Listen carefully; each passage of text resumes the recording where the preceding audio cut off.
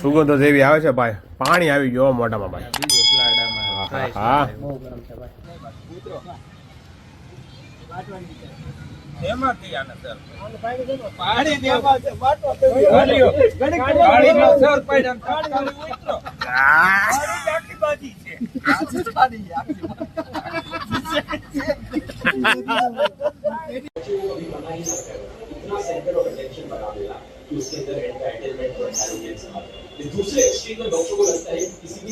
હા ધર્મેશભાઈ આવી રહ્યા છે ભાઈ.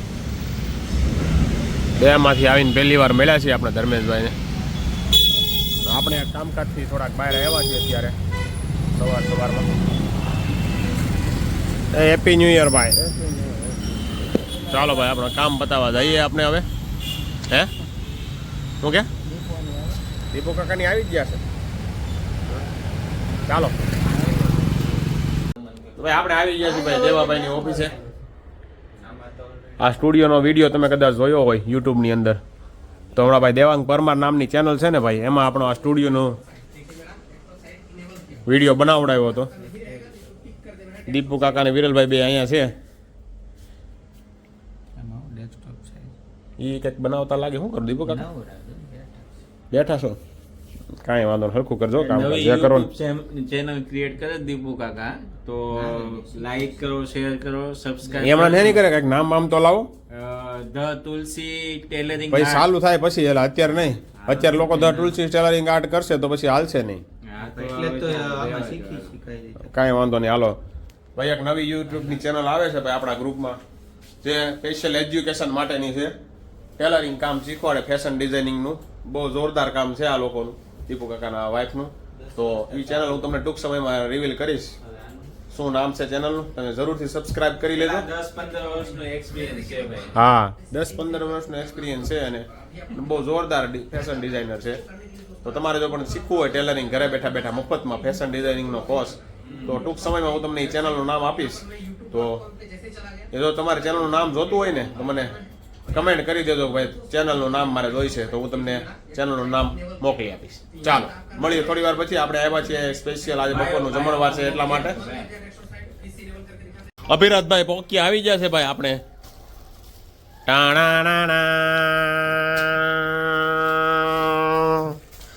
દેવાંગભાઈ પરમારભાઈ આજે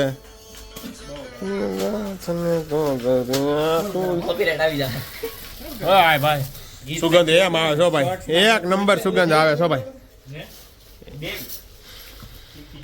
હા સુગંધ તો જો આવેલા કેટલા ટાઈમ પછી આજે આપણે સોલે કુલચે ખાઈશી ને ભાઈ, એટલે સુગંધ આવે છે એક નંબર. હો ભાઈ બધાનો વન પીસ પેકિંગ છે ભાઈ બધા માટે. છાસ મસાલો વતન આવ્યો છે ભાઈ, મસ્ત સોલે કુલચે છે ભાઈ આપણે એક નંબર ના. હો ભાઈ આ દીપુ કાકા તમારું યો, હા ભાઈ તમારું યો, હા ભાઈ વિરલભાઈ ઓલાનું આપી ગયો બસ. ચાલો ભાઈ સુગંધો જેવી આવે છે ભાઈ, પાણી આવી ગયો મોઢામાં ભાઈ. હા પાણી પાણી હો ભાઈ. દુકાન કરી નાખી. હા દુકાન કરી નાખી મેં વાત સાંભળી. 24 કલાક ચાલુ. 24 કલાક કરી નાખ્યું. 12 કલાક. અચ્છા તમે હમણાં પૂછવું પડે ભાઈ આમાં તો ભાઈ. મસાલા કુલચા છે, મસાલા કુલચા.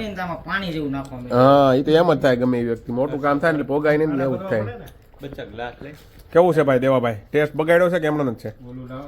રેડી છે ને? તો વાંધો ને, હમણાં ટેસ્ટ મારું પછી ખબર પડે. હવે ચાલો જમી લઈએ ભાઈ. પાણી 5 hours later. તો આપણે દેવાભાઈની ઓફિસેથી ઘરે આવી ગયા છીએ. વાગ્યા છે 4 અને ભાઈ તમારા જીયાનભાઈ ઓલું ગુજરાતી ફિલ્મ આવ્યું ને એ જોવા ગયા હતા મિત્ર મંડળ સાથે. કેવું લાગ્યું જીયાન ફિલ્મ? મસ્ત હતું. ટિકિટ કેટલી હતી? 130 રૂપિયા. બાલ્કનીમાં બેઠા હતા સાવ છેલ્લે તો વચ્ચે. કેવું ભગવાનનું ફિલ્મ હતું કે પછી ભગવાનનું હતું? શું શીખવા જેવું હતું ફિલ્મમાં? પૈસા પાછળ દોડવું નહીં એમ હતું. સરસ. કેટલામાંથી કેટલા તમે આપો? 10 માંથી 8. સરસ. 2 શું કામે હેના કાપ્યા તમે? ખબર નહીં. કોણ કોણ મિત્ર ગયા હતા તમારા? પ્રિયાંશના વૈભવના જનક 5 જણા ગયા હતા રિક્ષામાં ગયા હતા કે રિક્ષામાં પછી ઓલું ઓલા ઉબેર બનાવ્યું હતું રિક્ષામાં બીજા શું વાપરા અહીંયા કાંઈ નહીં કાંઈ નહીં 130 રૂપિયા બાકી રિક્ષા ભાડું દઈને આવતા રહ્યા કેટલા વાગ્યાના શોમાં ગયો હતો 10:30 10:30 ગયો હતો સરસ લ્યો બીજું હું મકાઈ ખાવશો ગામડેથી લાવ્યા ઈ સારું કહેવાય લ્યો તો ભાઈ જીયાનભાઈ અમારા લાલો ફિલ્મ જોઈએ આવ્યા હતા બધાને જોવા જવું હતું પણ આપણે ટાઈમ નહોતો એટલે જીયાનભાઈ એકલા જોવા ગયા હતા બધા મિત્ર મંડળ સાથે લાલો ફિલ્મ છે સારું આપણું ગુજરાતનું અને સુરતનો ડાયરેક્ટર છે કોઈ તમે પણ એકવાર જોઈ આવજો હું એકવાર જોઈ આવીશ ટાઈમ મળશે ત્યારે બાકી ફિલ્મ બહુ સારું છે ઘણા લોકોએ વખાણ કર્યા લાલો ફિલ્મના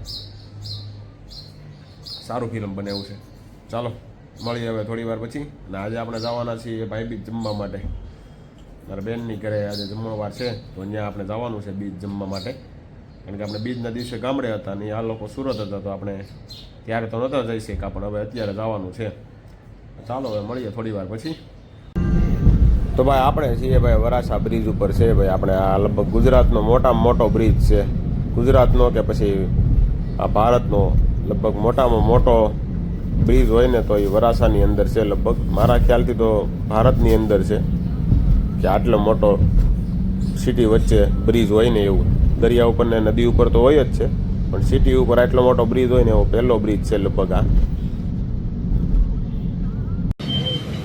ભાઈ આ કઈ ગેમ રમી રહ્યા છે ને પત્તાની અંદર એ કમેન્ટ જરૂરથી કરજો મિત્રો અને તમે ક્યારે રમ્યા છો કે નહીં એ પણ કમેન્ટ કરજો મિત્રો હજી કારણ કે બધા વેકેશન ખુલ્લા નથી ને દિવાળીના રાતે બધા ટાઈમ પાસ કરવા માટે જો આ મીંડી રમી રહ્યા છે બાકી ચાલો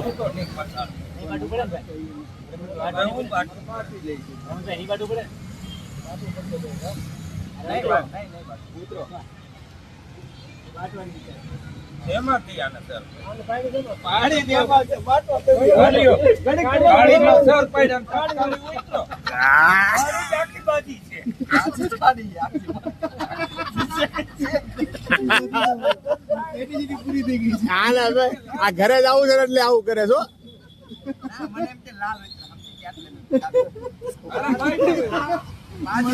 મને તો ખબર નથી પણ જીવાતા ઘડી બોલે ને તારો તોય બોલી